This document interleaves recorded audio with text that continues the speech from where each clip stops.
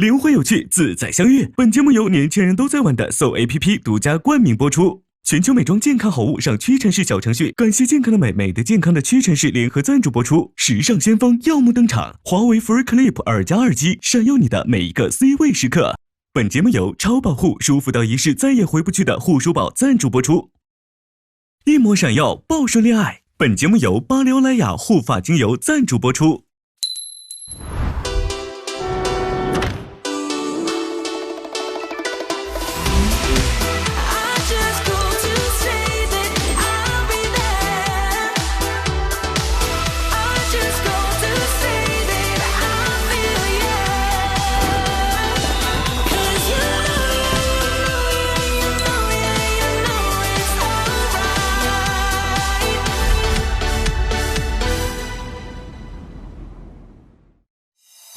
天哪，这是我喜欢的地方。今天跟梁田的约会其实非常的开心，我就感觉到他有默默的在注意我，然后在配合我。好搭呀！当着所有人的面说我是你的心动女生，那其实可能以后不会有其他女生可能选择跟你约会了。反正我第一选择就是你嘛，就不会再改变了。从进小屋之后的一些相处里面，我都会比较注意到你。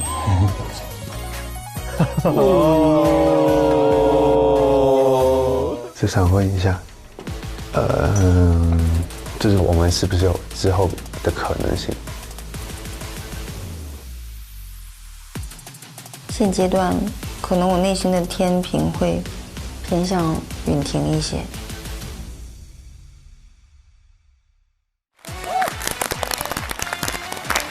快上 SOUL APP， 灵魂有趣，自在相遇。本节目由年轻人都在玩的 SOUL APP 独家冠名播出。全球美妆健康好物上屈臣氏小程序，感谢健康的美，美的健康的屈臣氏联合赞助播出。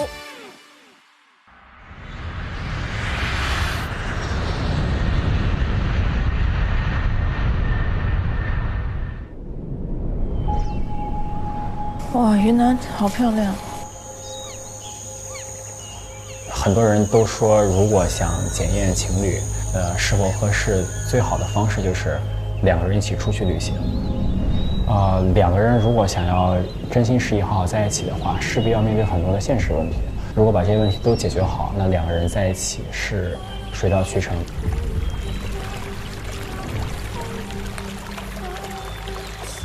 其实自己平常一直都是一个对所有事情都在我把控以内，但到跟梁田的相处里边，我是很迷茫，就是不知道怎样才是处理这个事情最好的方法。感情这种东西，你本来就是要找适合的人。那如果我欣赏他，我也会希望说他找到他觉得适合的人。那如果不是我，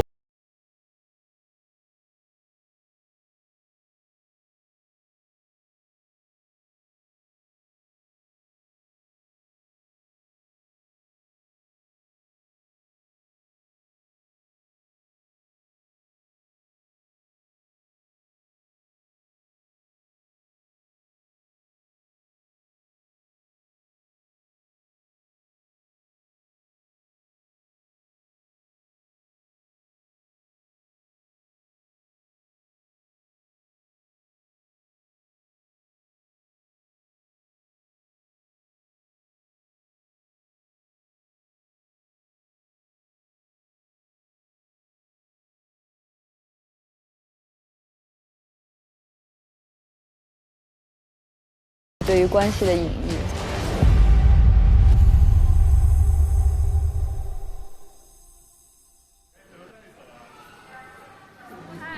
到了，朋友们！哎呀，欢迎来到夏夏的家西双版纳。夏夏曾经的家。真棒啊！随机采访，请问这位先生，第一次来西双版纳吗？哦，分享一下此刻的感受吧。现在就很想回去睡觉。这位先生你呢？第一次来，蛮累的，可是也很期待。好，你看看人家，你学学人家。你刚说什么？走了。膨胀。懂了。嗨，欢迎来到新双版奈。来，我们先请上车吧。自我介绍一下，我叫沙儿，是一个少数民族的啊，沙儿。对，居诺族的人啊。你这个导游像喝醉了一样说话。是剧的。为了让大家充分感受到西双版纳的原始，我们准备了3个景色各异的营地。我们版纳露营的呢有3个团长啊，3个地方3个团长啊。对，第一个营地的团长是忍江壁啊，这里的容纳人数呢是有2男2女的。哦，2男2女的。第2个营地的团长呢是良田啊，这里的容纳人数也是2男2女。第3个营地的团长呢是郑维仪啊。对，恭喜！这里的人数是2男1女。郑老师。现在呢，我呢开始分配1号营地的团员了啊。怎么分呢？我倒数3、2、1的时候呢，请愿意跟随忍江壁的人呢举个手啊。这个哦。还蛮喜欢看这种。我能举手吗？3、2、1。哦。哎呦，这么多，那怎么选啊？我当时选分组就是我去哪儿我去哪儿，去哪儿都无所谓。我其实还是想跟他在一起的，也不能说无脑跟随吧，恋爱脑跟随。4个的话呢，就多了1个了啊。明白，先把老胡踢掉。你放心吧。啊，不是，你哦什么？要不你们2个商量一下去，他跟你吧。好，谢谢。哎呀，这4个人，一对最好磕的，一个最磕不懂的。对。我之前在情绪非常低落的时候，我会在走廊等我，然后来安慰我嘛，我会觉得很暖心。然后刚好趁这次机会就跟他多待一待吧。但是跟老骆的话，毕竟之前会有一些羁绊在的嘛，我是会觉得有一点点尴尬的。其实当时就听到说会分组别，然后我就当时想赶紧先把第1组给抢了再说，因为到后面如果你不抢，你可能就要进到那个3人组里面。我其实在以之前的约会体验来看，处于那么个境地会有点尴尬。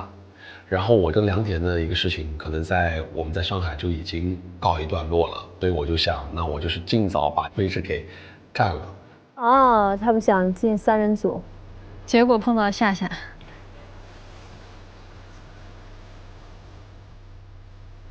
现在呢，我们开始分配第2团的团员了啊！想跟随良田的呢，就举个手啊！我来了啊！3、2、1。哎呦。哎呀。哦。正好。在我的出发点，我还是希望多跟良田去接触，所以对我来说，我就真的纯粹想跟他多待在一起吧。刚好你们4个了啊！他们正好4个人，对2男2女。哦，对。最后一个团的话就是2男1女的话，最后剩下的就是你的了，是不是？没错，剩下都是他的了。剩下都是他的了。哥，你这么介绍我们有点没面子，你好歹让我们举个手嘛。什么叫剩下的？就我的直觉告诉我，就一定要选卡卡。啊，没有其他想法，我就是当时很明确的，我就要选他。当时其他人举手啊或者分配的时候，我就完全没有插话。说起来也挺巧的，就是我正好跟陈哥和卡卡我们仨是坐在最后一排，就好像已经注定了我就要跟他一组。那这是真雄竞了呀！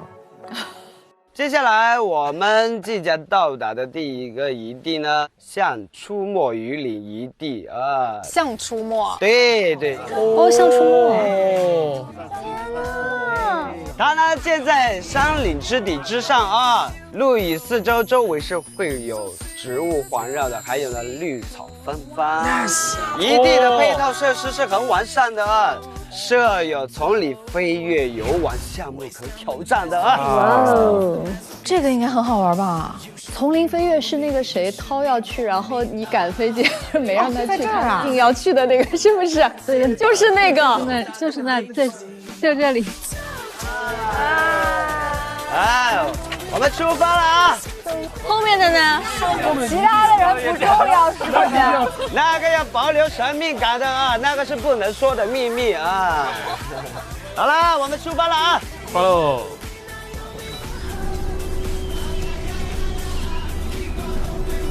要么真心话大冒险吧？哎呀，这可以。敲七，可以敲七啊，可以。你随便找个数开始行。20、22、23、24、25、26、28。哎，是我吗？还反应了一下。上家问吧。可以。下家问。这次的组员分配你满意吗？这是我分配的吗？就是现在的组员是里面有你想要的人吗？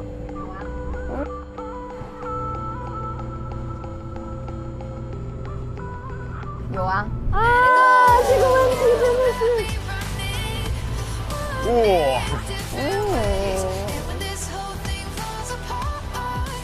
你害羞什么，哥们？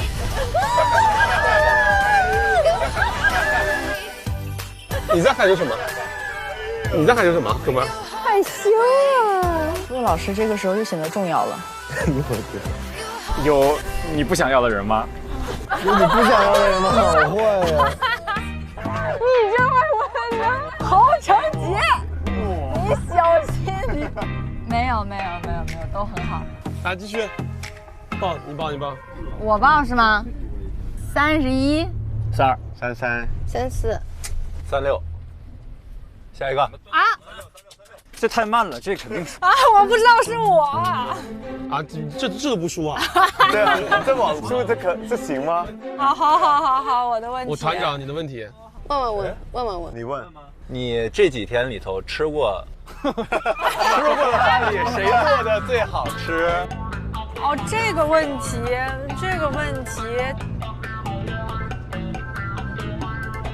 咱们得从2方面来回答。你别整那滴水不漏这一出啊！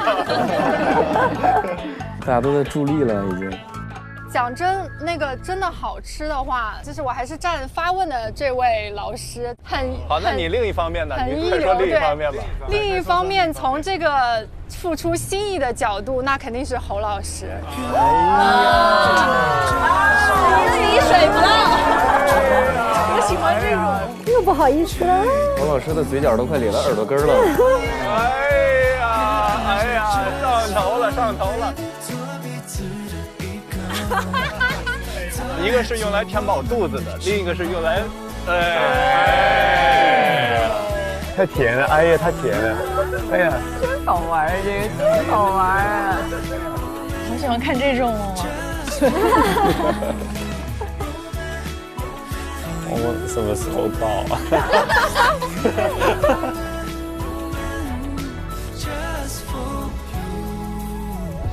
到啦。啊，从这儿这是哪儿啊？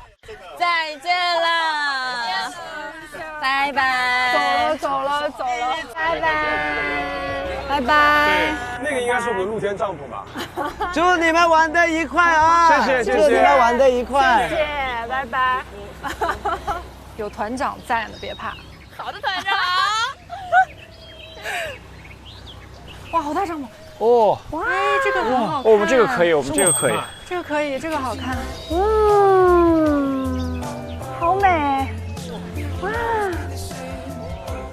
这有那个垫子，防潮垫。这里面是食材吧？哦，真的是食物哈。这是小米醋儿。哦，这个是那个，就是那种懒人沙发。就是可以摊在里头的，这个我知道，我好喜欢搞这种。哦，手臂可乐棉花糖，快拍个照让他们羡慕一下。哦，对他们肯定没有。好，我们现在呢就是要开往第2个露营地点了啊。咱们露营地有吃的吗？有的啊，有的，绿色的就能当菜啊，能动的就是热了。哎呀，我们连蜘蛛都吃啊。真的？像这个酸蚂蚁的话，我们一般的都是包烧啊，炒着吃啊。这个花蜘蛛也一样啊。老师，我们的这个能把我吓飞。我们的营地那里会有蜘蛛吗？那是毋庸置疑的啊。吓人！我不想被蜘蛛咬。蜘蛛它也有嘴巴吧，肯定会咬啊。不会晚上睡觉被咬吧？还有我们在这里园里的产销信号是没有的啊，就是要以世界失联啊。没信号啊，没电，我手机也没电了，老师。深山老林是没有电的哦。来，我们的第2个营地到了啊！对，晨儿姐多吃点蜘蛛。干杯！我想哭。啊！都来些小事。野生的快乐。开头有多兴奋，现在就有多紧张。也说不定啊，我们是最这个豪华的一个营地。我觉得一定会有比较意外的元素。对。哇！那真不错哎，真不赖。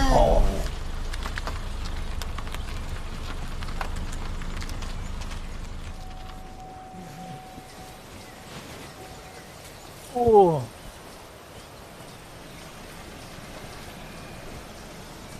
哇！啊！哇！这地方也太开阔了吧！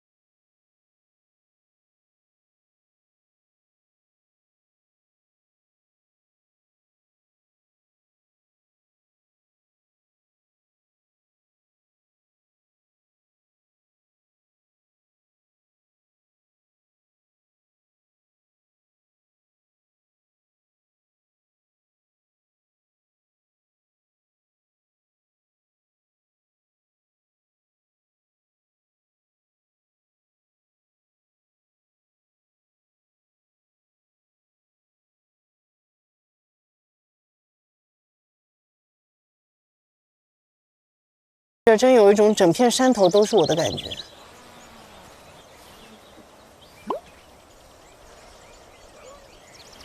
Hello， 给我来一个侧脸。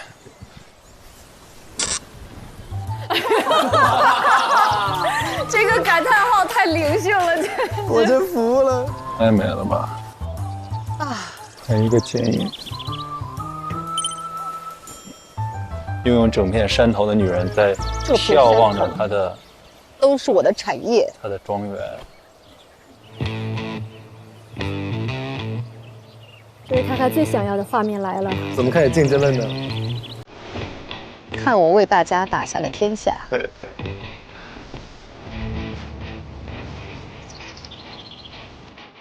你看那边那个山峦层叠的，真的好好看。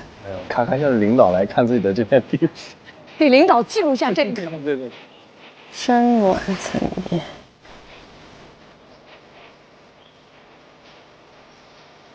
真的好浪漫。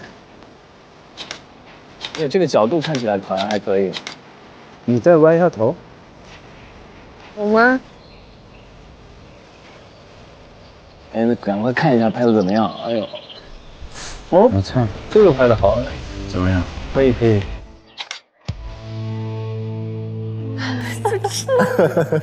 这会不会有点太烈了？那个，甚至连路虎都喊不出真好看。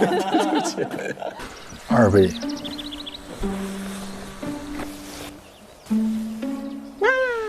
我就把这个处理掉。什么东西？哦，那个 AI 消除是吗？对。你甚至把丁达尔效应都拍出来了，这个手机被你玩转了。我看，这也太神奇了吧！年度开篇照片，这还在运镜。卡卡往左看一点点，抬一点头。哎，好看的。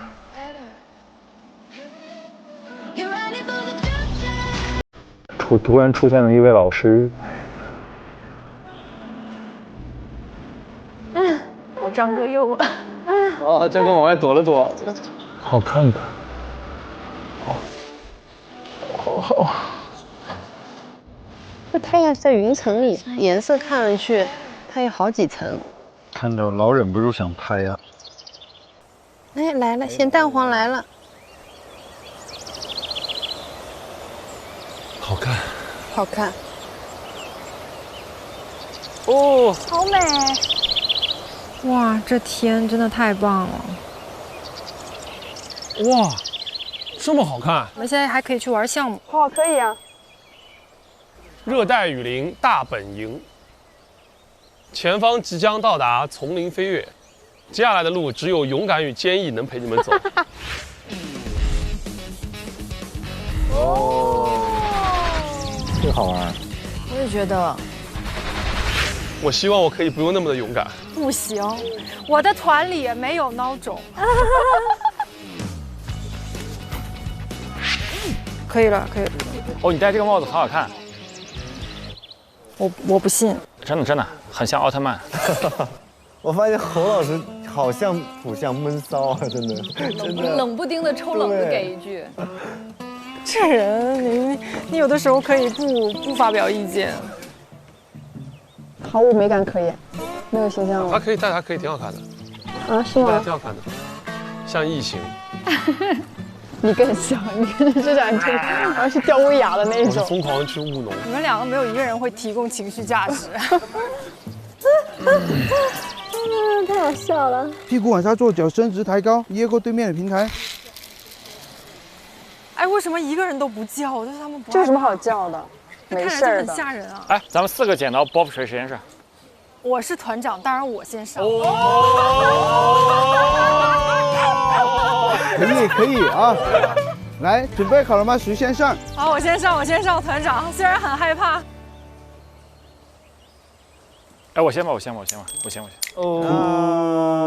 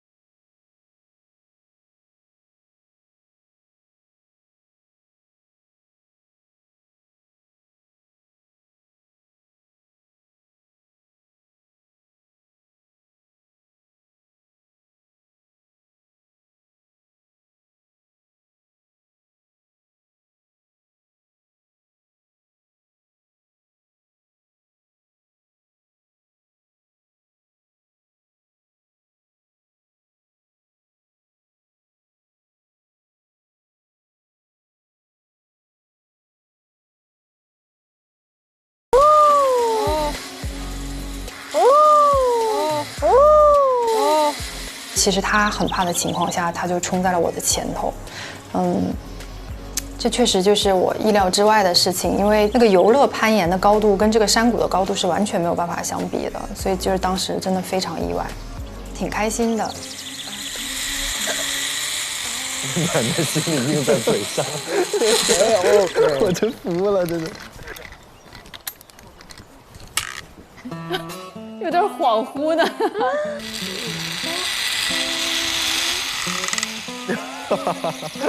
好防备的眼神，感觉到很大一块，是不是？哦，有点害怕。重点有人等着呢。还是有一点吓人的。谁说不害怕？它挺高的。对呀。不过你要伸直一点腿。就到中间那个地方还是挺吓人的。啊。哇，你今天挑战了自己。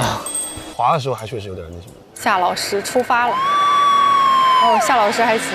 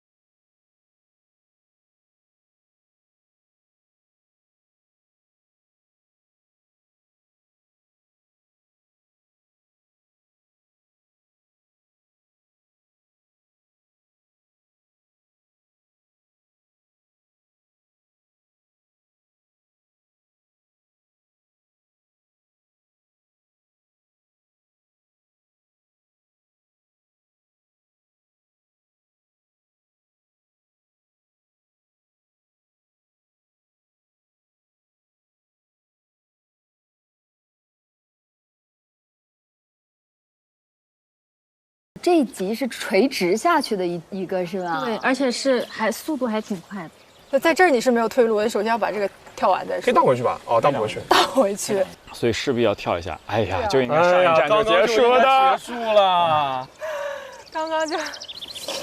刚刚你就应该在说，哎呀不行，我下不去。人总是这样的，就是该放手的时候你不想放手。你们准备好了吗？我好了。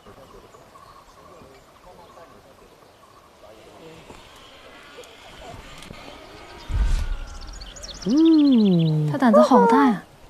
帅，谁让你突然加速的？这位老师，帅啊！你刚刚下来那一下子，绝对潇洒。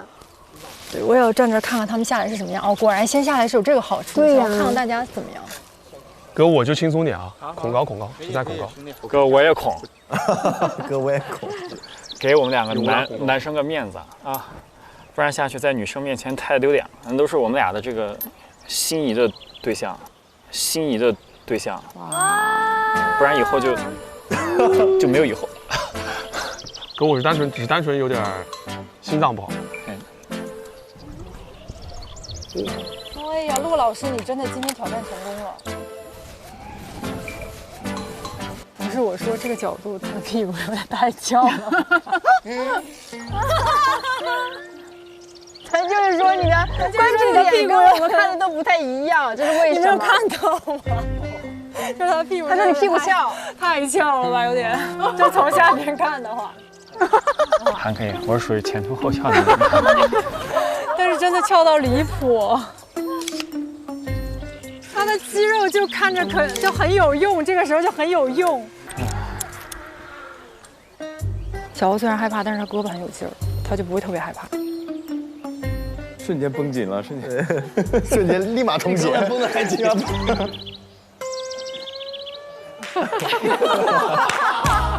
好像在做腹肌。哇，我还是换这个吧。当我们共同克服这项困难的时候，我们俩就觉得我们的情感链接啊和心的距离就会更近一点。哎，不行，他走的好晃呀，这位哥。我怎么感觉是你在晃我呢，姐？我都没动，你看我这会儿都没动。他俩摇来摇去，不知道谁摇谁。不是这位哥，他给我晃的我快飞了。不是，你看我自己都快飞起来了。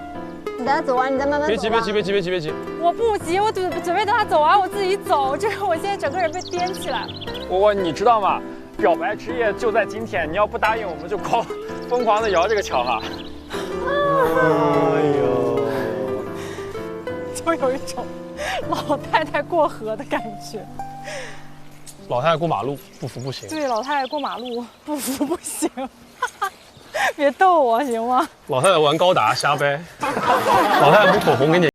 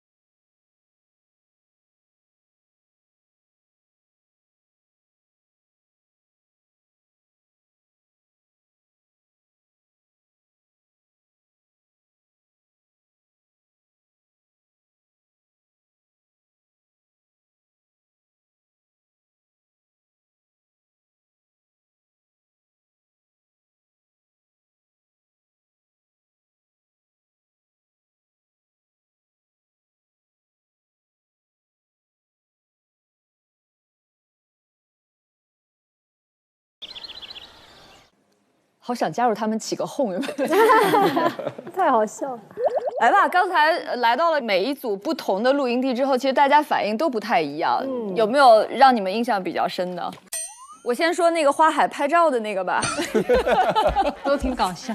我张哥真是知行不合一，一方面跟自己说着，哎呀，如果要竞争就不是对的人；另一方面夸夸跟那儿拍，来都来了，而且他反应但凡慢一点都没那么好笑。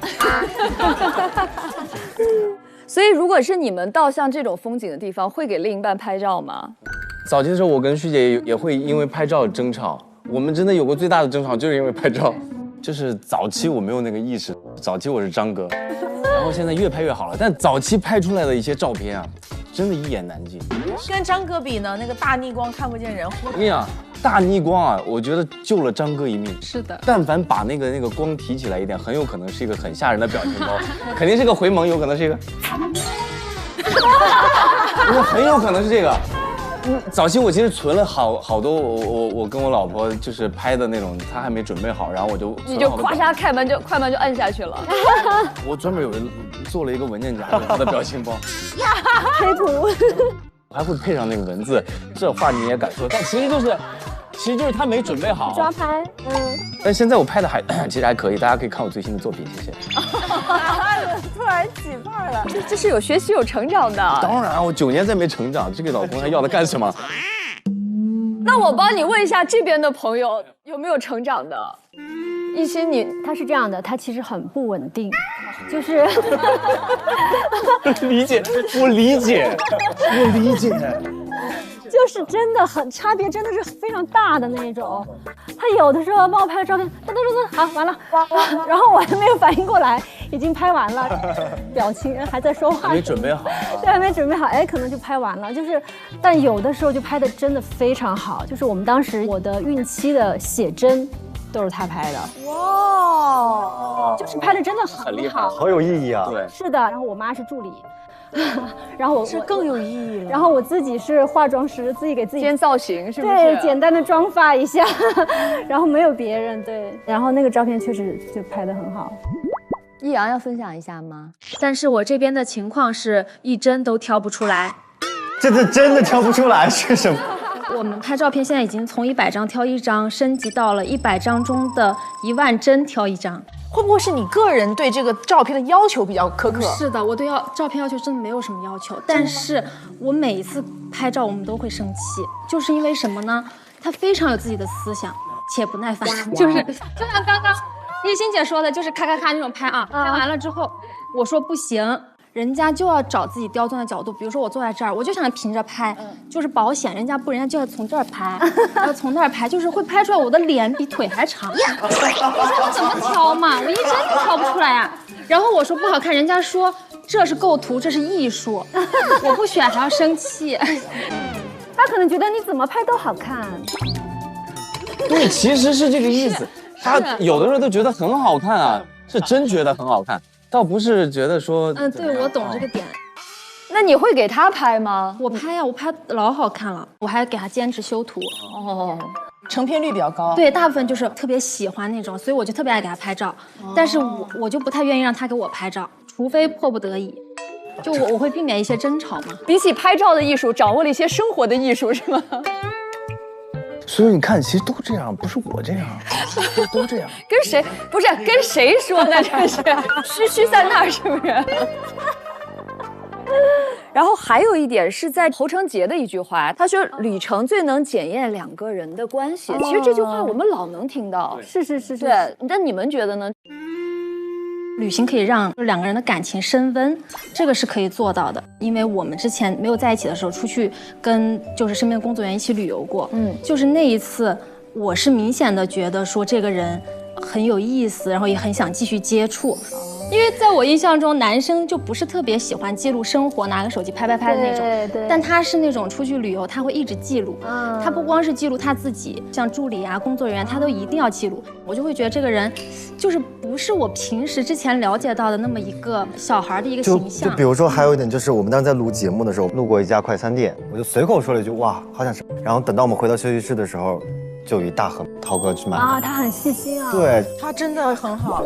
对。所以我就会觉得这个人非常的善良，且非常的照顾到每个人的情绪。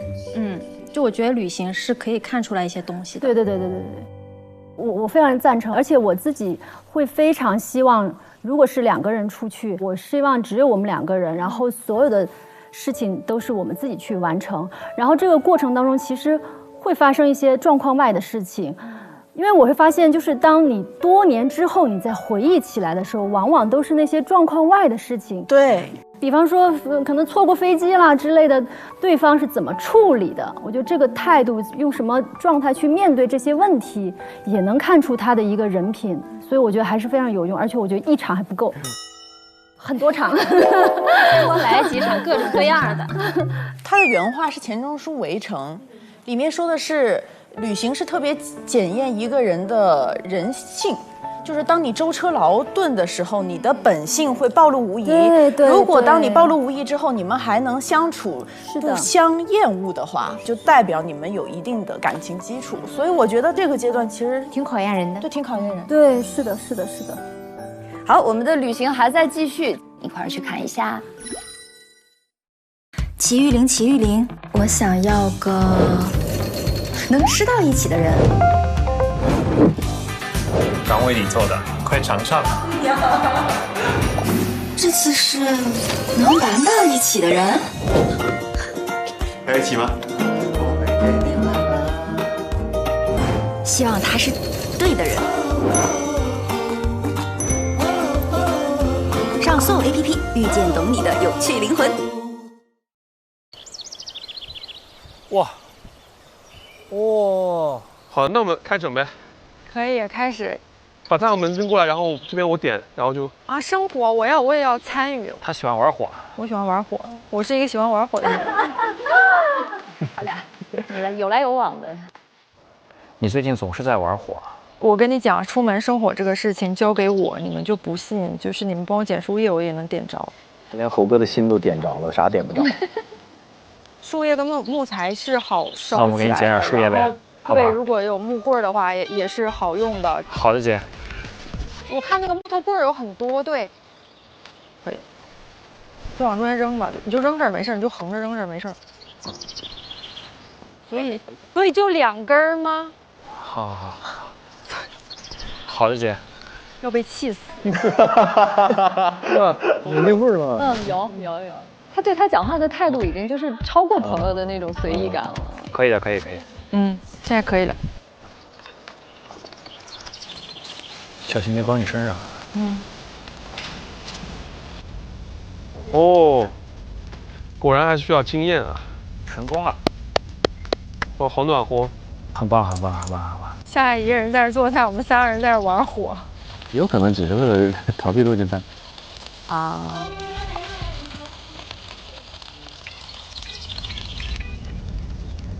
啊！他们还要篝火！天哪！哎，回来了！他们会合啦！没想到吧？也太好了吧！这真的有路吗？我真的开始有点害怕了，我有点慌了，朋友们。千万不要随便踩啊，小心这一段路往外翻，不要滑到山下去。他们是徒步组是不是？啊，他们的旅程就是走到这儿。天哪，他们最惨！他们做错了什么？你为什么？天哪！你太难了。没事。很早就没有光了。哇，真的一阵冷风。对啊。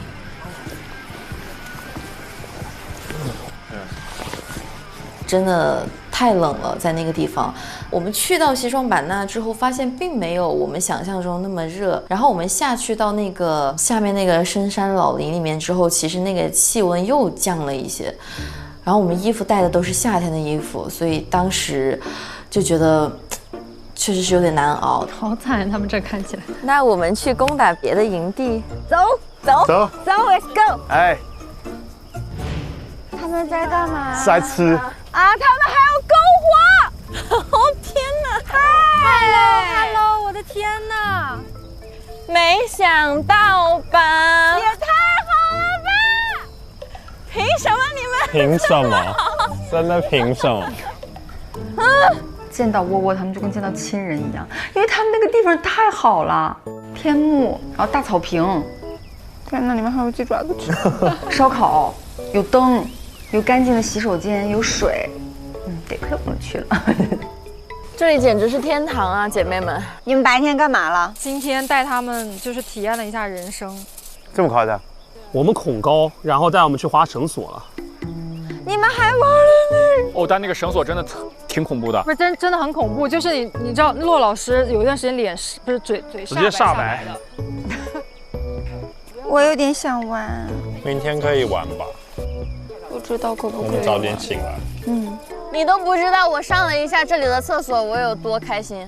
我来的路上在车上偷偷的抹了抹眼泪。我们俩在速降的时候也偷偷的抹了抹眼。猴哥都变幽默了。来，放那个盘子里。我的肉。你的肉，你的肉。哎，我的鱼掉了。这是鱼啊！哇塞！幸好现在过来了，不然他一发现的时候一定会。掀桌子。小虎真的好可爱。哇，那块肉，这块肉巨香无比，是不是？看起来。那块肉写了我的名字。在哪里啊？他写在那边写了胡允婷3个字。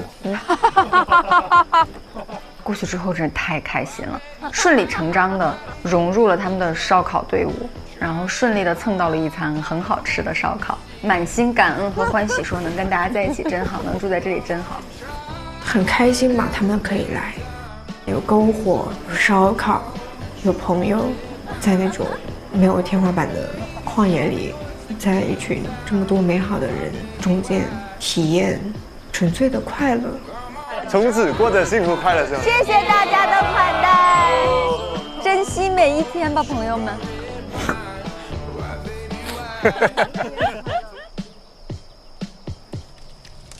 我们要不玩下那个3、2、1木头人怎么样？可以啊。来。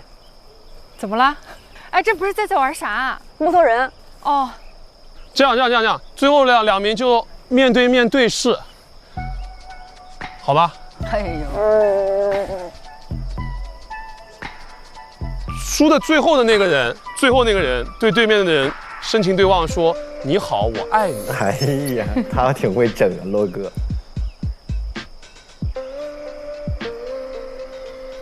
对面那个人说：“我不爱你，再见。”OK， 反正不关我的事。OK， 当然。来，下一轮。嘿，嘿，下一木头人。回到原点，动动回到原点。猴哥咋了？下一木头人。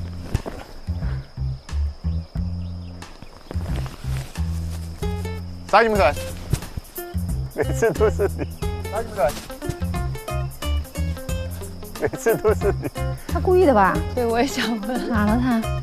下一木头人。下一木头人。你快往前冲一点！我已经来不及了。为什么你往回走的？搞不清楚，搞不明白你们的规则。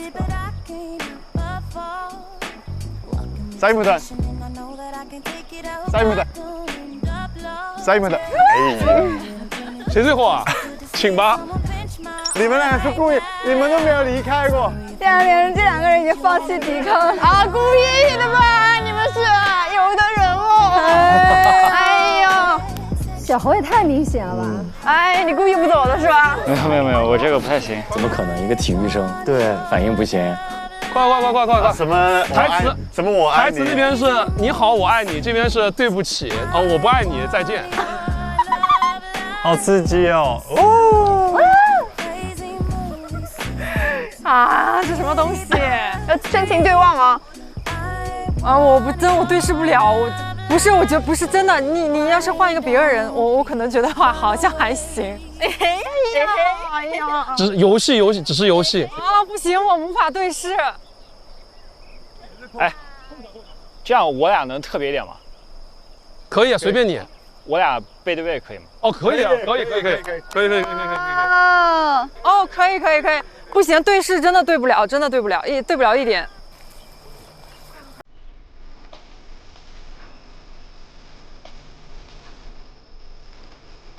哎呀！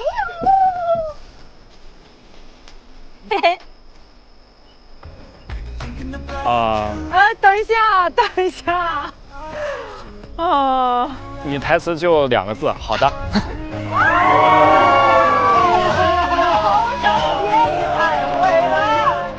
我们只是你们 play 中的一环啊！我们小猴真的是出息了。好喜欢看这种。你好，很高兴遇见你。你好，很高兴遇见你。啊，你好，我也是。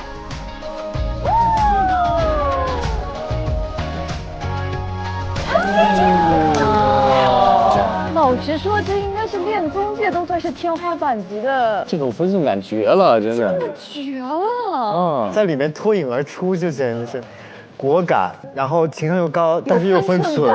对。大家都在起哄，有点像读书的时候，那一个女生其实全班都知道，然后同时点到你们俩的时候，全班同学都在起哄的那种感觉。我那句话想在小屋最后的时光里再跟他讲，不想讲的这么草率，其实能在这儿能遇见他就很开心了啊！我就想把自己的心里话讲给他听。这个可以这样，可以啊，不然那种压力太大了，其实当时我真的是很抗拒的。他后来把那个要说的话改了，我就觉得就很好呀，很轻松很自然，然后也很清新，然后也没有很虐，就是我就能很自然的把下段接出来。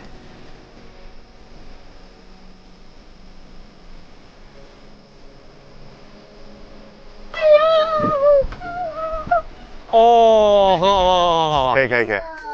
再来一把。2天。什么玩意儿？你去。哦，好。你定个规则，哈。最后的2个人，手拉手。啊，可以。好。OK， 好。3、2、1，木头人。3、2、1，木头人。3、2、1，木头人。3、2、1，木头人。你俩都回去。回来呀！你动了。3、2、1，木头人。3、2、1，木头人。3、2、1，木头人。可以了。我摸了好几次了，一直在摸。哎呀！骆俊帆、苏永豪，他俩接受什么惩罚呀？我个人认为我们摸了2次，所以有倒数3个人。啊？我们3个人都过来，你过来，快点，你过来。游戏规则不是这样设定的，不好意思。没有说结束，你过来，快点，你过来。没有，就是结束了。没有结束，快，你过来。你过来。不愿，2个就是2个，2个就是2个。抓着。走吧。哎呀，飞起来了。太搞笑了，这一幕太好。我天哪！小，我们两个，天哪，他竟然跑得那么快，真的不愿意。好的一个木头人被他们玩成了橄榄球，感觉现在。我们两个。啊，牵手不是玩手，是牵手，太搞笑牵手，你这么讲。啊，好恶心啊，好恶心啊，好恶心啊！你让人牵的，然后你说好恶心，太好笑了。我没想到我在这里第一次牵手成功这样。好了，搞快点，搞快点。我来，你去，你就你呗，就你。哦。都有外套是吧？对。都有外套，那这样子倒数2个人，这样，最后一名把外套打开，召唤。外套打开，然后从后面这样包一下，好吧，这样。他弄这些挺会的哈。感觉就是搞团建特别擅长。他以后可以当婚礼策划人。那你们没有意见，我就同意了。那就这样了。好的，来吧，来。不会输的。胜负欲就上面了，感觉是胜负欲上来了。好，预备，31木头人，31木头人，我怎么不会停？他们动了，对，他碰到我了。你们俩。不会爆出事儿吧？不会爆出事儿吧？你们俩。谁？对。谁？你包我。谁？老陆。我和我吗？我们手脚不决定谁在后面，谁在前面，好不好？啊？输的人在后面，就是输的人是包的那个是吧？赢的人是被包的对吧？啊，可以。石头剪刀布。什么意思？我包你。我在前面，我是被包的。毁灭吧！我好尴尬。居然是我输了，我要从后面抱他，我心想天呀，放过我吧！你被包了，你被包了！哎呀！不是真的要这样吗？快，5秒钟早完早结束。哎呀！预备，开始。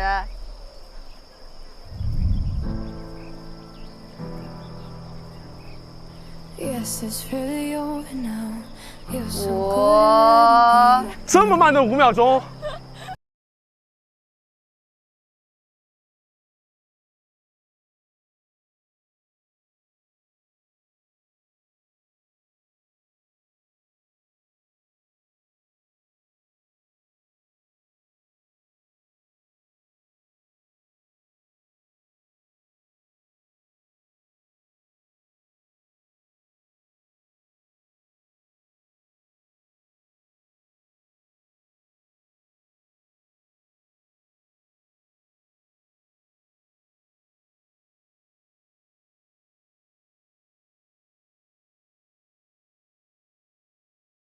猜词吧，好不好？猜词吧，怎么样？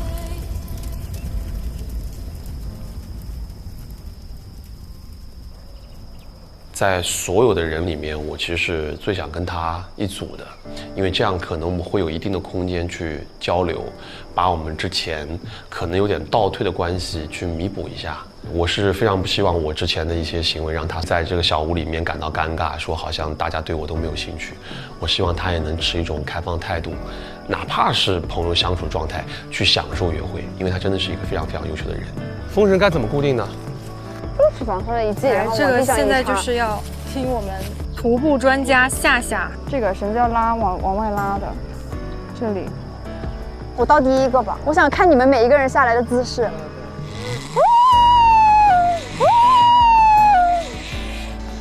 把脚抬起来，把脚抬起来。他可能觉得自己像一只小鸟，是他觉得应该自己很美妙。再不管怎么样，也希望我们能够以朋友去相处。他其实是好心，对。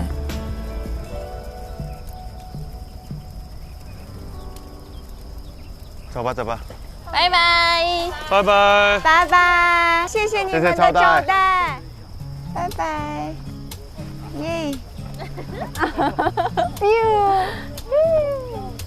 然后我们现在就被带回去刚刚那个地方，就要跑回去。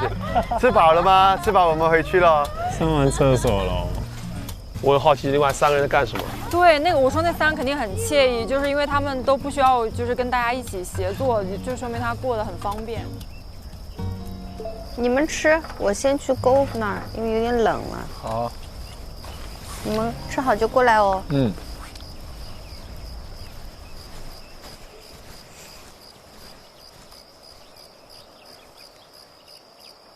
星星变多嘞，你们看天上。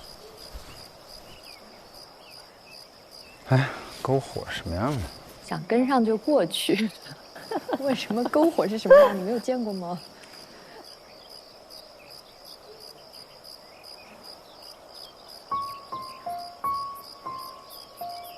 之前其实频繁的互动约会，然后突然戛然而止。我今天还能吃很多很多东西，再省的地方就省一些热量。两个人好像没有任何的交流，没有任何互相解释，就觉得这样好像不是一个很好的方式。啊，你先吃，我去那边看一眼。行，我马上也过去。好。当时在车上让我们分成3个小组活动，我当时纠结了一下，然后最后还是选了韦影那个组。就是其实我觉得这是一个挺好的机会，去跟他把一些事情我们一起来谈清楚。之前毕竟没有一个敞开心扉的一个沟通。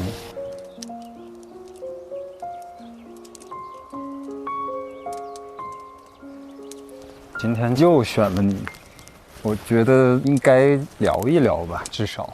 好啊。啊。就我觉得你带给我很大的那个松弛感，那其实是我最需要，而且是我可能很久以前有的，但是近几年没有，所以说我特别要感谢你。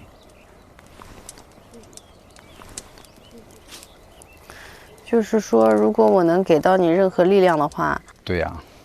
你现在告诉我，对我来说就是一种正向的反馈，我也会觉得很开心。对，上次好像你也提到过。对，因为其实是这样的，因为我觉得我们约会2次过之后，其实是互相有一些好感的，对吧？嗯哼。但是就是有的时候你就会觉得，哎，这个好感到什么程度了呢？我就给了自己一些空间，想了一下。我觉得这个好感可能还没有到，可能想要在一起啊，或者是对。我明白。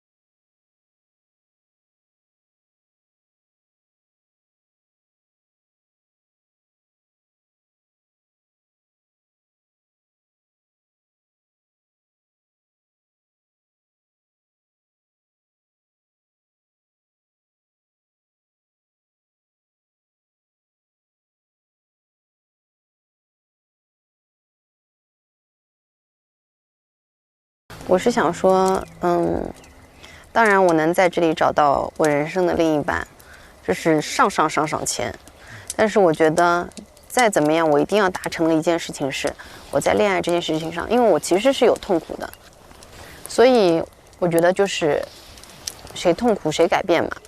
我就想说我要尝试一下，然后这次我试了，我突然就觉得掌握主动权好像也是挺爽的。就是说这个选择它没有对错，很多时候就是这样子，你其实越拧巴，你那句话越说不出口，然后你自己就在那里内耗，你想半天，然后这个答案就肯定是 no， 但是你说出口了，它就是有 no 和 yes 这2个答案，至少50%对是 yes。对，所以对我来说，我就觉得说，我想要去改变，那我也尝试改变了，我会觉得对我不管是感情也好，之后的人生也好，它都是有帮助的。我就是一个可以开口的人，我是有这个能力开口的人。男女之爱，我觉得还是很伟大的。就是到今天，我其实还是恋爱脑，但是我跟以前恋爱脑不同的是，我可能在恋爱之前，我会更多的想好自己到底想要什么。其实这个事情的意义超出于这个事情本身，就是它其实带给你的正向的意义远大过于只是男女之爱这种表达什么。其实，在你人生中之后的这种各种事情上，都会带给你一些勇气和力量吧，就是可能是原来没有达到的，这个比较重要。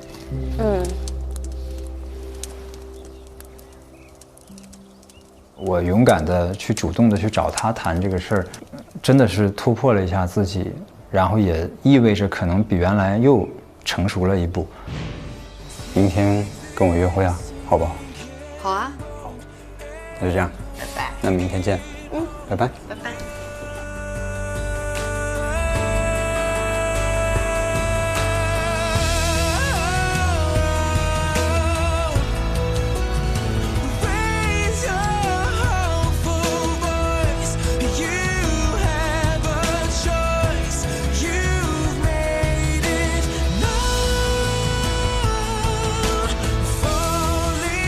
我没有想到说是你先开口，其实我会觉得是我们有一个什么样的机会，然后我来主动开口先说这，我没想到是你主动邀约，因为这件事情我觉得不管是我开口还是你开口，它肯定会被解决，但是有你开口，我会觉得更开心，我会觉得成哥他保留少年感的同时，他又有一些成长。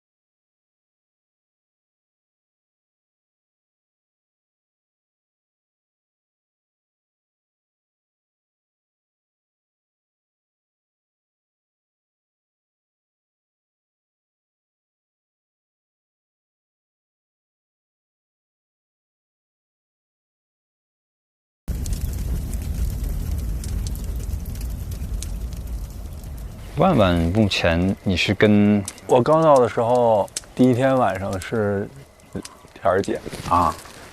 其实当时我是觉得卡卡和田儿姐，我都是想去了解一下。其实那天的时候，一开始确实很尴尬，但是后来多亏了你啊，然后包括田儿姐啊，大家都有说就是去帮我救这个场，然后帮我去提一些小问题，让我快速去融入啊什么之类的。所以我觉得肯定大家相处起来肯定是没有什么压力的。卡卡的性格是我最喜欢的，再加上本身 ENFP 跟 ISFJ 是比较搭的，是属于 ISFJ 的舒适区。ISFJ 舒适区。ENFP 是这样的，我作为一个艺人，我是能够去做开启话题这件事情的，但是其实我内心也会觉得，当下这个场景我没有觉得很舒服。对，就是如果我有的选的话，我是会想说，哎，大家可以一起聊聊，互相发问，对。然后当下就是你可能就是会有一种被赋予了某一种责任在身上，对，我就有一些不得不去想各种各样的话题去打开这个局面。对，所以其实这就是 ENFP 本身的一个，就是既是优点也是缺点。优点在于他真的很善于替别人去考虑，去捧起这个氛围也好。缺点可能就是有点不太善待自己了。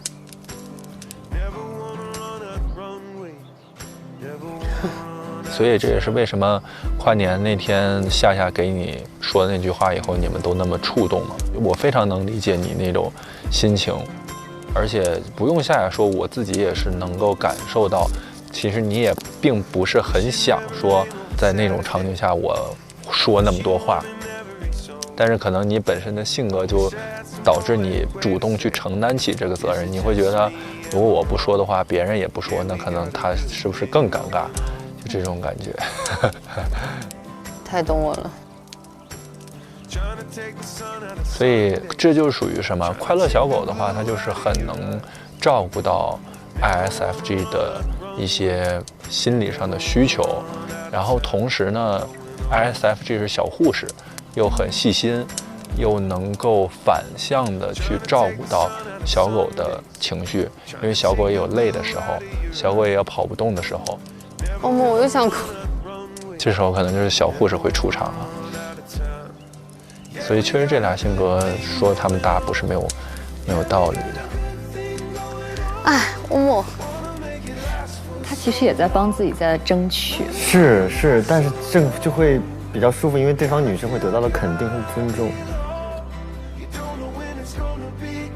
我还挺喜欢当时的那个状态的，就是当我觉得我跟这个人的关系已经到达一个很好的这种程度的时候，我会去跟他掏心掏肺的去讲我这些想法，感觉好像我们终于把关系更进一步了，真的能把他当自己家里人一样去沟通去交流。我确实明确能感受到万万对我的好感，而且这个男生很懂我，他一说到能感受到我压力的时候，我其实内心真是觉得，啊，这个人我完全说中了。我觉得他是有在用心的观察我。你们会不会有一种感觉，就是感觉现在已经不太想说要去主动再去跟一个人有一些很深的了解，因为我感觉所有的故事要从头讲一遍是一件很累的事情。这个就是我们这个年纪最大的难题。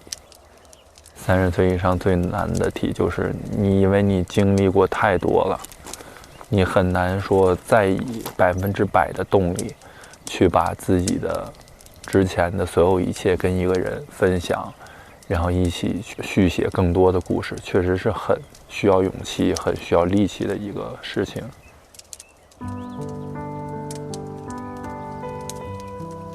而且这些故事是这样的，就是当下发生，其实当下的感受，就是很多年以后，我可能再拿出来品这件事情或者这个人，他又是不一样的，我就会觉得，哎呀，我要怎么样才能跟你把每一步的我的这个心情变化都跟你说明白，然后圈子就变得越来越有局限性，越来越小。但其实有时候我也在想，是不是我们给自己设限太多了？是不是可能还没有遇到那个就是真正适合你的人？可能当真正遇到那个适合你的人的时候，这些就不是什么太难的事情了。他首先接过了话题，然后但是又告诉了这个其实是有可解性的。对对。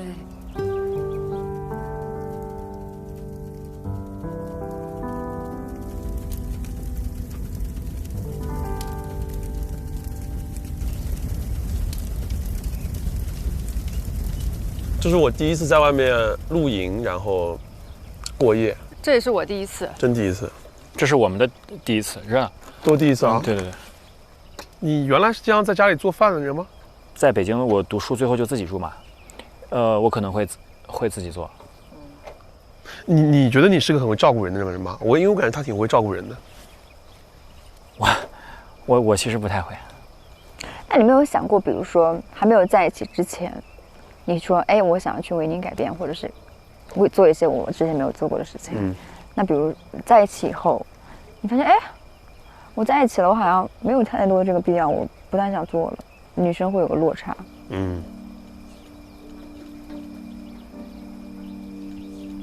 不行，我感觉你们在给我挖坑。没有啊，我没有啊，我确实会有这样的情况发生。因为你现在比如说会出现这种情况，比如说遇到太完美的情况，就会很担心后面它不完美了，我是否能够接受。所以他们有一句话就说，最大的祛魅就是拥有，最大的祛魅方法就是拥有。你看看他们俩，给我气死了！我都想，这俩就是儿童感，真的，人家在拼命撮合，他在拼命分开。看看侯成杰怎么解。没有啊，没有，我没有针对个人啊，我只是在说这种。只是针对你们俩。没有啊，没有啊，没有，我只是就突然聊到这里嘛。我觉得这种东西是没有标准答案的。就因为我是一个谈恋爱必须要从一见钟情开始的人嘛，就是必须要第一眼喜欢这个人，不然的话就不可能再慢慢的就进入这段关系。然后大家会觉得一见钟情是不靠谱的。我见过很多相处很久，慢慢进入感情的人，可能也不幸福。但是我也见过一见钟情进入感情的人，最后结果就是非常幸福的。所以这个东西它一定不是有标准答案的。但大概率其实一开始一见钟情，可能是因为外貌感觉，外貌对吧？感觉对，就像你说的外貌和感觉。但他那天有跟我聊到这个事情，就关于一见钟情。他很多的一见钟情其实会讲到关于是宿命感，这是一种宿命感。对对对。对的。哦不，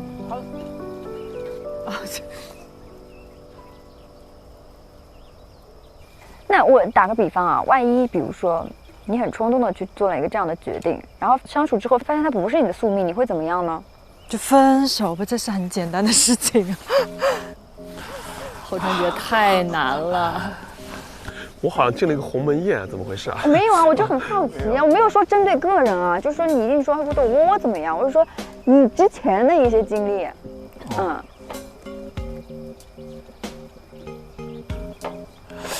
我们没有办法让自己的每一个选择都是正确的，我们只能让自己的每一个选择变正确。好会啊！骆老师赶快把小本本拿出来记，我觉得每句话就应该背会，少说两句。对，我们没有办法让自己的每一个选择都是正确的，我们只能让自己的每一个选择变正确。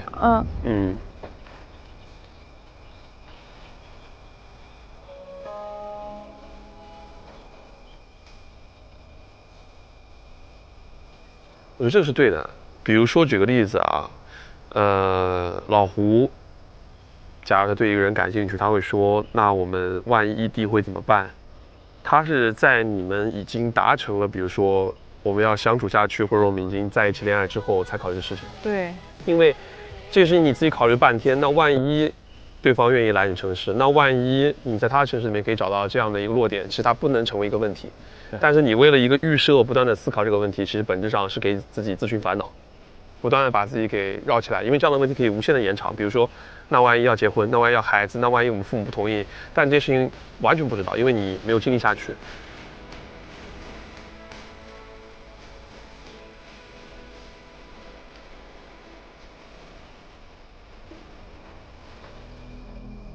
老胡想这么远啊？不，我是举个例子啊，举个例子啊。老胡想这么远，我要最后要是我就找你。我觉得两个人相处啊，只要他身上没有你特别无法忍受的点，我觉得都是可以接受的，都是可以接受的，因为人就是有不同。是的。你有什么点是无法忍受的？就是我一开始我说我最在意性格，因为其实我特别需要男生就是很稳的感觉，遇事没有主见或者是很急躁，会就是让我觉得就不安定的感觉。然后但是其实可能偏偏我可能遇上一些就是可能性格比较急躁的人。倒吸一口气，不会是在点我吧？不是，我目前看起来你们都很好呀。哦，这个得看吧，这个得看吧。我也不是那种性格纯火热那种。你俩现在心态很有意思，就是他会感觉你说的每句话都在那没有，就我有的时候就是实话实说。我真的好呆萌。他还是一个比较单纯的人。是吗？就其实我认为你比较单纯。至少他想的会比你省。但其实我不知道我在想啥。你就是在纠结，就是自己在小脑袋里打架。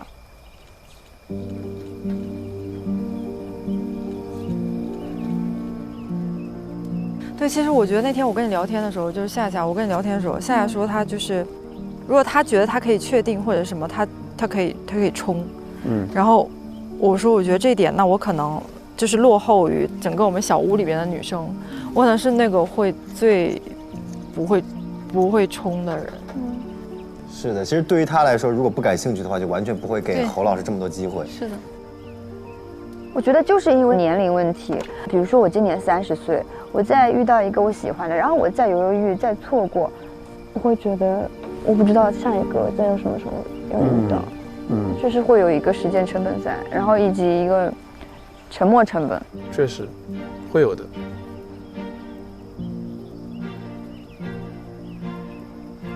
这个我觉得可能是，比如说你30多岁的人和你20多岁的人不一样的地方，因为20多岁的人他其实他没有想这么多，对，他没有风险意识，对，他没有风险意识。就是我现在有一种心有余而力不足的感觉，我就是感觉就是这个事情如果真的到我面前了，然后我用什么样的状态去面对它？那可能最大的阻碍是担心生活轨迹会怎么被打破。最大的阻碍可能就是工作。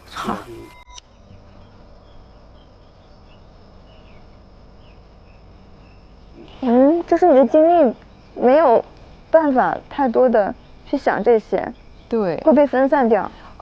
一是这样，二是就是可能就有点太理性了，还是怎么的，不知道。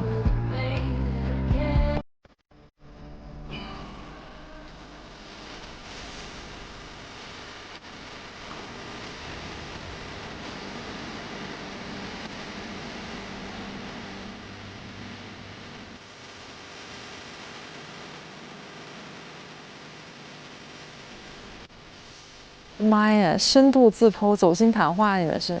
我发现你们真的好勇啊！就这种事情让我掏开来说的话，我受不了的。这样子。对，受不了。就你也敢说，他也敢说，他也敢说，所以我就说，怎么都是极致坦诚，很吓人啊！你们。你是不知道，我那天跟他两个聊天到什么程度，那是真的坦诚。真的，绝对的。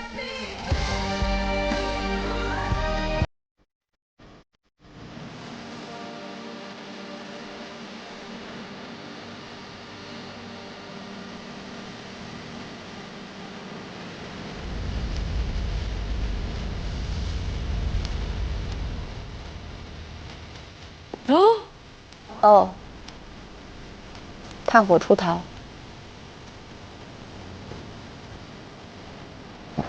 感觉看到火就蛮疗愈，现在在那边跳舞。我很怕火。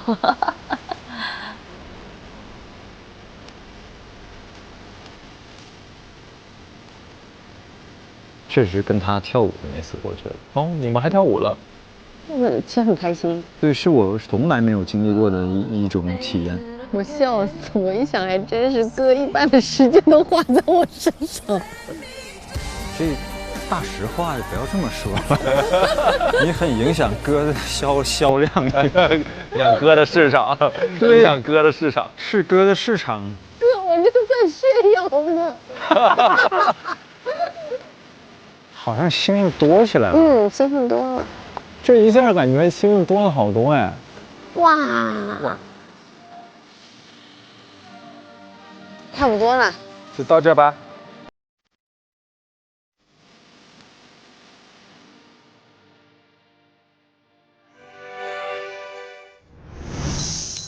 当没那么关注身边那个人的时候，就开始看星星了。哪是星星多了，星星一直很多。星星一直在那里。对呀，是你眼前的物少了。是的，想看星星了。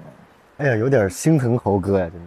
我觉得那个最大的祛魅就是拥有，当然不认同这句话，但是其实大部分要承认有这样的现象，它是存在的。对，我曾经有听别人说过一句话，就是你知道我什么时候最爱你吗？就是你不爱我的时候。我觉得人性就是本能的，在得到之后，他就会有一种，就像得不到的永远在骚动，被偏爱的永远有恃无恐，他就会觉得说这个可能我拥有了，或者这个可能他不会离开我，所以我就变得更加的肆无忌惮。所以我觉得人很难够在自己富足的时候，在自己拥有的时候懂得珍惜和知足。我老觉得这句话背后有一个逻辑不太对。就好像他把拥有当成了一个终点，然后把一段关系当成了一个物质，就是拥有了，你在我眼睛里面就不发光了，这多可怕呀！这个是非常恐怖的，但是它在现实生活当中呢是存在的，高频存在，非常多。对，人一旦拥有以后，哎，然后对方在自己眼睛里面就没有光，然后不再有新鲜感，也不再有吸引力，是，所以才会有，婚姻是爱情的坟墓嘛。是。但是呢，这个悲剧我觉得还是可以去改变的。快给我们一点希望，怎么改变？首先，第一个就是我们要让拥有不要变成一拥有就祛魅，我们不应该让两性关系当中出现祛魅这件事情。我们要想让爱情当中有新鲜感，一方面不要让这种拥有感太结实，就是说你要有一种失去力。就不要的安全感太高，对，就是那种不要给对方一个感觉，我就是挂在你这棵树上了，我离开你我就不能活了，这个是很危险的。所以在我们拥有了对方或者对方拥有我以后，我们都要不停的建设自己，把自己搞得很独立。亲密关系当中，我不能保证对方是否会对我祛魅，但是我可以保证我自己不断的生长出我的新的魅。对。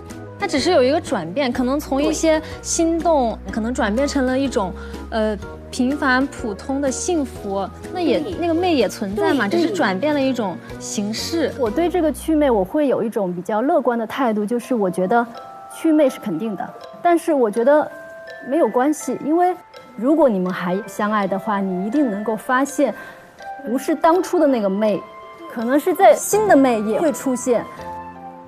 那这样，我觉得大家都特别有热情想讨论啊。那还有一个点，郑维颖和张晨曦他们俩谈话里面，中间郑维颖就提到说，其实他和张晨曦都是爱情里的胆小鬼。但这个话我觉得好像，你也会经常听到身边的朋友在提，就他可以是各种变种，比如说我想爱，但是我不知道该怎么去爱。或者是我本来想爱，但我一想到可能会碰到的风险、会受伤的东西，就这个经历或者经验就会提醒我是不是要回避。其实我觉得这个有点像，就比如说我小的时候就是我喜欢爬墙，我敢从墙上一下子跳下来，爬墙虎。这个好，这个好，好可爱。就是我小的时候，其实我是敢翻墙的。但我现在真的就是我去滑雪，你知道我去滑雪，我推坡已经推了10年了啊！为啥？就是我都不敢换刃，你跟嫂子在时间还久，这真的都学会拍照了，还学不会，真的。我想说的是，在爱情关系里面，也有可能说，是不是因为大家有过一些跌跌撞撞，会有一些痕迹在那儿，说哇，我是不是现在不能再摔了？尤其是张哥给我的感受，张哥有一点点难过，说：“哎呀，我怎么变成这样了？”就是他都敢创业，但是在爱情里面甚至不敢往前再走一步，就这让我看得有点难过。其实是，所以就是我特别能够被窝窝和侯老师打动的点，就是我觉得他们是双向会去选择、去考虑、去衡量的。你说到窝窝跟侯成杰，他们也有一段话，从面对面的说我爱你，然后被侯成杰变成了说我可以跟你背对背，然后你只需要回答好的，而我说的话是很高兴遇见你。就这个事儿一发生的时候，我感觉大家都觉得侯哥呀，还得是侯哥呀。我真的觉得侯哥开课吧，真的，我办卡，我学，我好好学。快上 Soul APP， 灵魂有趣，自在相遇。本节目由年轻人都在玩的 Soul APP 独家冠名播出。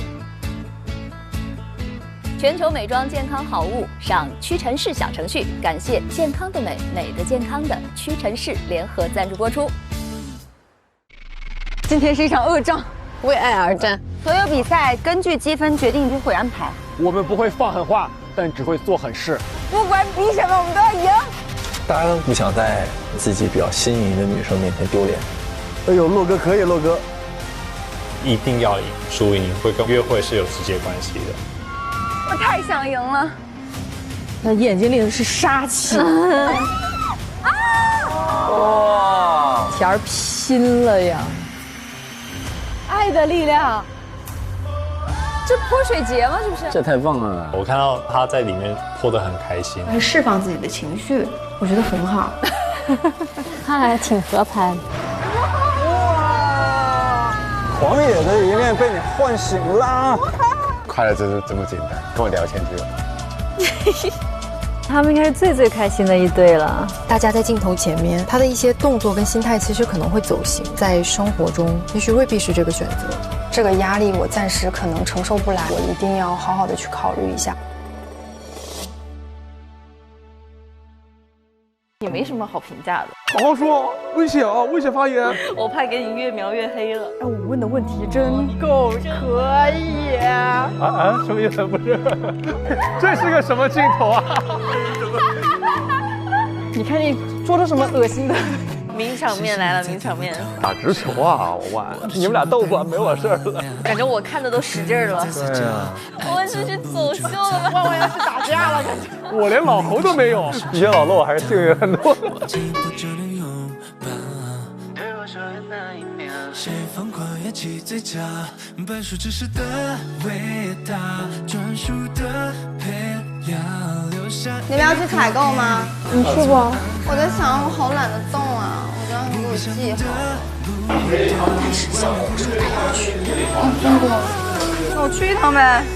咦，这两个不会是窝窝剩下没吃的吧？这什么情况？这不是我的，这不是你的，但也即将是你的。哦，是这个意思呀。老师甚至还有年糕。对啊，太棒了！你说的我都有加。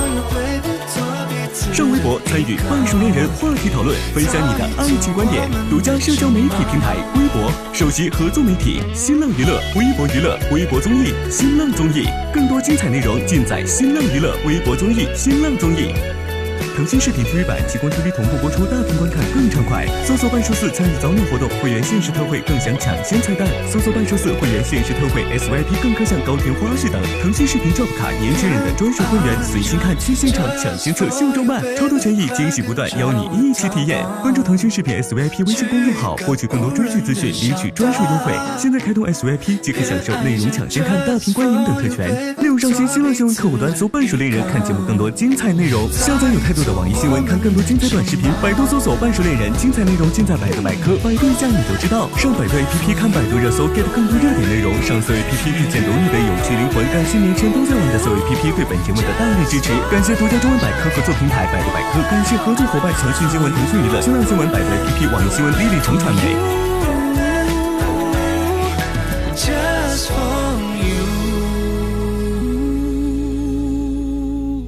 SYP 每周一、周二中午12点更新 ，VIP 周二、周三中午12点更新，会员抢先看一周。每周三更新 SYP 专属礼包高甜内容提前看，周四、周五更新真人秀加更和陪看，更有惊喜活动福利不定时放送，精彩不断，课堂不停。